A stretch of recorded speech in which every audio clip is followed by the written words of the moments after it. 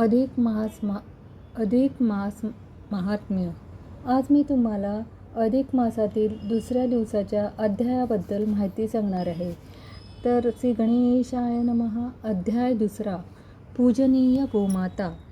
श्री गणेशाय नमः. लक्ष्मीनारायण यांच्या संवाद माध्यमातून सूत पुराणिकांनी जी माहिती ऋषीजनांना दिली त्यामुळे सर्वांनाच अतीव आनंद झाला.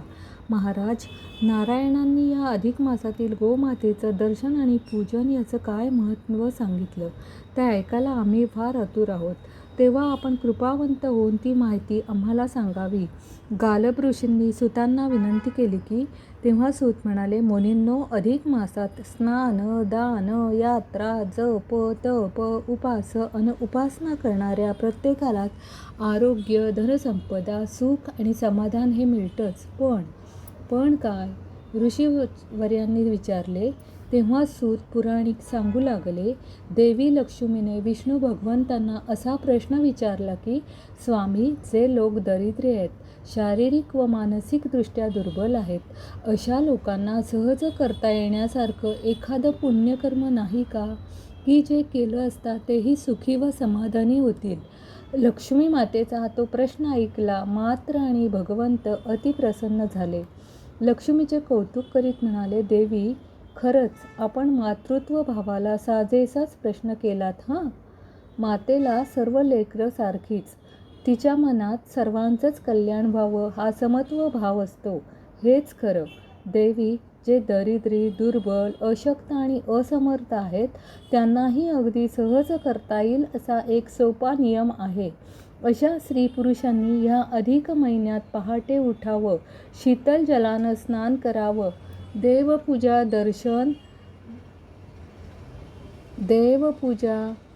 दर्शन अन भगवंतांचं नामस्मरण करावं. ह्याबरोबरच रोज नित्यनियमानं न चुकता गोमातेचं दर्शन घ्यावं, तिला घास घालावा आणि तिची पूजा करावी. गोमातेचं दर्शन, पूजन हे तीर्थयात्रा करणं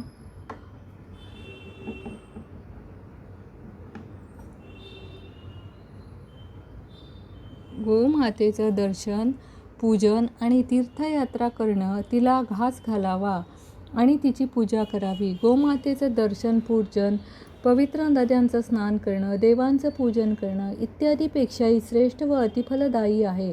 गोमाता ही श्रेष्ठ व पूजनीय आहे. तिच्या पोटी 33 कोटी देवांचा निवास आहे. गायीच्या शेणानं घरा अंगणाच्या सारवणाने द्वारा स्वच्छता होते, तर गायीच्या पंचकव्याच्या प्राशनानं मानवी तनामनाची खरीखुरी आंतरिक शुद्धता होते.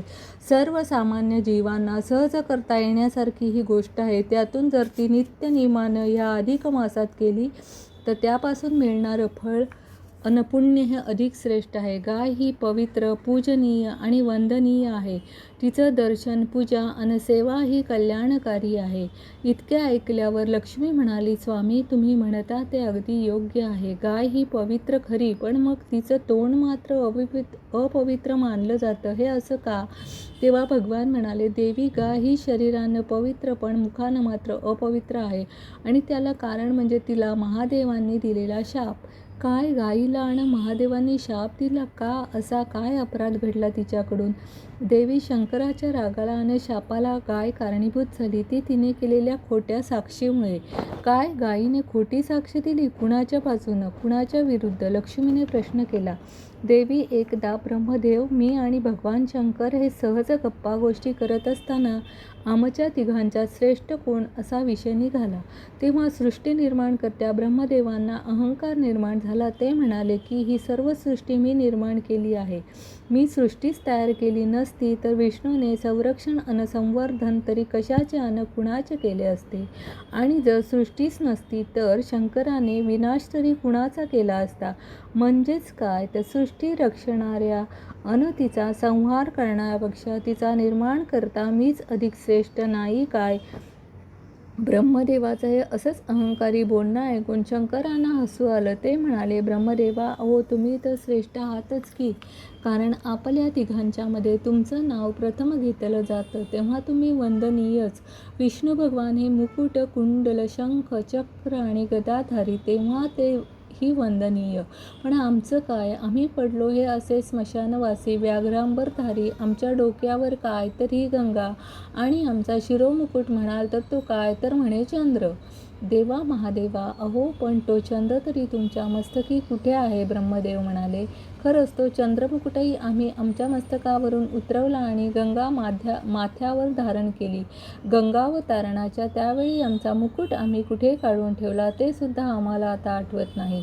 आता असं करा, तुम्ही दोघांनी त्या मुकुटाचा शोध घ्या आणि आमचा मुकुट आम्हाला शोधून द्या. हसत हसत भगवान शंकर म्हणाले, मग काय, शिव आज्ञा असती तिचा अभेर तरी कसा करणार?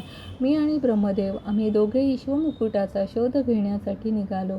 ब्रह्मदेवांनी उंच उंच आकाशात जाण्याचा निर्णय घेतला, तर मी मात्र त्या शिवमुकुटाच्या शोधार्थ अवघे सप्त पाताळ धुंडले. पण प्रामाणिकपणे सांगतो, मला काही त्या मुकुटाचा शोध लागला नाही. मी आपला सरळ परत आलो. देवाधिदेव महादेवांच्या चरणांना वंदन केलं आणि माझी असमर्थता व्यक्त केली. थोड्याच दिवसात माझ्या पाठोपाठ ब्रह्मदेवांची स्वारीही महादेवांकडे आली. काय ब्रह्मदेवा, कुठे सापडला आमचा मुकुट? शंकरांनी विचारले. तेव्हा आपण शिवमुकुटाच्या शोधार्थ 21 वर्ग पालथले घातले अन शेवटी तो शिवमुकुट आपल्यालाच सापडला, अशी वर्षयुक्त कबुली ब्रह्मदेवांनी दिली. काय सांगता, खरंच आमचा मुकुट तुम्हाला सापडला? शंकरांनी प्रश्न केला. होय महादेवा, मी खरंच सांगतोय, मला तुमचा मुकुट सापडलाय. तो तिथे उंच उंच. पण थांबा, तसं कशाला?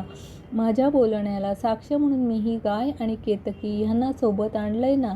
हवं तर आपण त्यांची साक्ष घ्या. ब्रह्मदेव म्हणाले, अरे वा, तुम्ही खरंच आमचा मुकुट पाहिलात काय गोमाते? ब्रह्मदेवासह तुम्ही आमचा मुकुट नक्की पाहिलात ना? सांगा ना, खरं सांगा, शंकरांनी विचारले. ते शब्द ऐकले मात्र आणि बिचारी गाय घाबरून गेली. तिने फक्त हम्मा असं म्हणत उकारार्थी मान हलवली आणि दुसऱ्या क्षणी महादेव शंकर एकदम रागावून म्हणाले, खोटं, साफ खोटं. जर आधीपासूनच आमच्या मस्तकावर मुकुट नव्हता तर तो तुम्हाला दिसला तरी कसा? तुम्ही खोटं बोललात. आणि काय गोमाते, तू सुद्धा खोटी साक्ष द्यावीस ना? छे छे, काय म्हणावं या असत्य वचनाला? खोटं, सारंच खोटं. ब्रह्मदेवांनी आमचा मुकुट पाहिलेला नाही. गोमाते, खोटं बोलण्याइतकं खोटी साक्ष देणं हे सुद्धा पापच. तेव्हा मी तुला शाप देतो की ज्या तोंडाने तू ही खोटी साक्ष दिलीस ते तुझे तोंड अपवित्र होईल. सर्वांगाने तू पवित्र असशील, पण तोंडाने मात्र तू घाण खाशील. आणि देवी, त्या दिवसापासून सर्वांनी पवित्र, पूज्य आणि आदरणीय असणारी गाय ही तोंडाने मात्र अपवित्र झाली.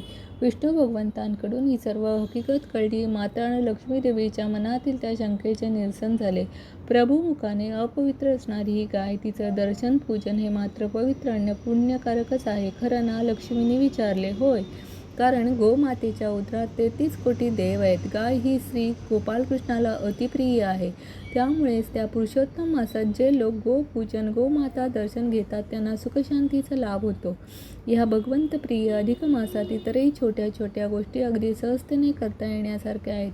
त्या म्हणजे देव, ब्राह्मण, साधू आणि संत यांचं दर्शन, त्यांचं पूजन, नामस्मरण आणि तारीच्या तुळशीची पूजा. ह्या गोष्टीमुळे उपासकाला सौख्य, शांती प्राप्त होते आणि पुण्य लाभतं. देवी, गोपूजन, गोदर्शनाप्रमाणेच धनिकांनी जर गोदान केलं तर त्यांनाही काय आणि कोणतं पुण्य मिळतं हे मी तुला पुढील कथेत सांगतो, ऐक. विष्णू भगवान इतके म्हणाले. माता आणि लक्ष्मी ती पुढील गोदान महात्म्याची कथा ऐकायला अधिक आतुर झाली. श्री लक्ष्मी माते नमो नमः. श्री विष्णुदेवताभ्यो नमो नमः. ओम कृष्णदेवताभ्यो नमो नमः. ओम श्रीकृष्णाय नमो नमः. राधे राधे. श्रीकृष्ण देवताभ्यो नमो नमः. राधे राधे. शुभं भवन्तु.